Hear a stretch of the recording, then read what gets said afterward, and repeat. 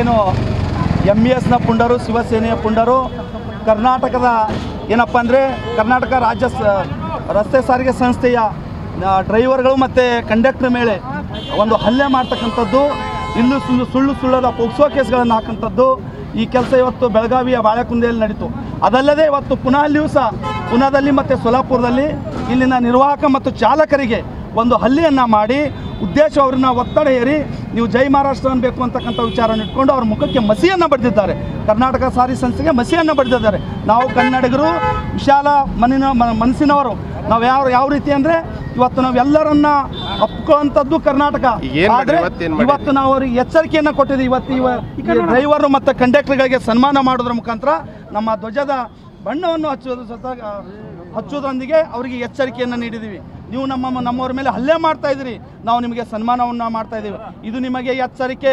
ಇದೇ ರೀತಿ ಏನಾದರೂ ನಡೆದ್ರೆ ಇವತ್ತು ಜಯ ಕರ್ನಾಟಕ ಸಂಘಟನೆ ಕನ್ನಡಿಗರು ಯಾರು ಸುಮ್ಮನೆ ಬಿಡಲ್ಲ, ಇದಕ್ಕೆ ತಕ್ಕ ಉತ್ತರ ಕೊಡ್ತೀವಿ ಅಂತೇಳಿ ಈ ಮೂಲಕ ಎಚ್ಚರಿಕೆಯನ್ನು ಜಯ ಕರ್ನಾಟಕ ಸಂಘಟನೆ ನೀಡ್ತಾ ಇದೆ. ಸರ್, ಏನು MESನ ಪುಂಡರು ಶಿವಸೇನೆಯ ಪುಂಡರು ಕರ್ನಾಟಕದ ಏನಪ್ಪ ಅಂದರೆ ಕರ್ನಾಟಕ ರಾಜ್ಯ ರಸ್ತೆ ಸಾರಿಗೆ ಸಂಸ್ಥೆಯ ಡ್ರೈವರ್ಗಳು ಮತ್ತು ಕಂಡಕ್ಟರ್ ಮೇಲೆ ಒಂದು ಹಲ್ಲೆ ಮಾಡ್ತಕ್ಕಂಥದ್ದು, ಇಲ್ಲೂ ಸುಳ್ಳದ ಪೋಕ್ಸೋ ಕೇಸ್ಗಳನ್ನು ಹಾಕಂಥದ್ದು ಈ ಕೆಲಸ ಇವತ್ತು ಬೆಳಗಾವಿಯ ಬಾಳೆಕುಂದೆಯಲ್ಲಿ ನಡೀತು. ಅದಲ್ಲದೆ ಇವತ್ತು ಪುನಾಲ್ಲಿಯೂ ಸಹ ಪುನಾದಲ್ಲಿ ಮತ್ತು ಸೊಲಾಪುರದಲ್ಲಿ ಇಲ್ಲಿನ ನಿರ್ವಾಹಕ ಮತ್ತು ಚಾಲಕರಿಗೆ ಒಂದು ಹಲ್ಲೆಯನ್ನು ಮಾಡಿ ಉದ್ದೇಶ ಅವ್ರನ್ನ ಒತ್ತಡ ಹೇರಿ ನೀವು ಜೈ ಮಹಾರಾಷ್ಟ್ರ ಅನ್ಬೇಕು ಅಂತಕ್ಕಂಥ ವಿಚಾರವನ್ನು ಇಟ್ಕೊಂಡು ಅವ್ರ ಮುಖಕ್ಕೆ ಮಸಿಯನ್ನು ಬಡಿದಿದ್ದಾರೆ. ಕರ್ನಾಟಕ ಸಾರಿಗೆ ಸಂಸ್ಥೆಗೆ ಮಸಿಯನ್ನು ಬಡಿದಿದ್ದಾರೆ.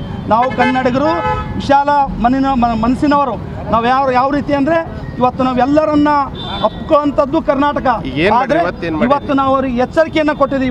ಇವತ್ತು ಡ್ರೈವರು ಮತ್ತು ಕಂಡಕ್ಟರ್ಗಳಿಗೆ ಸನ್ಮಾನ ಮಾಡೋದ್ರ ಮುಖಾಂತರ ನಮ್ಮ ಧ್ವಜದ ಬಣ್ಣವನ್ನು ಹಚ್ಚೋದ್ರೊಂದಿಗೆ ಅವರಿಗೆ ಎಚ್ಚರಿಕೆಯನ್ನು ನೀಡಿದ್ದೀವಿ.